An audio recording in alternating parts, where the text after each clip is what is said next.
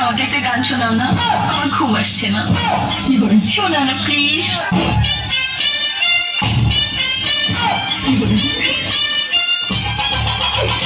তুমি আমার কাছ থেকে গান শুনবা?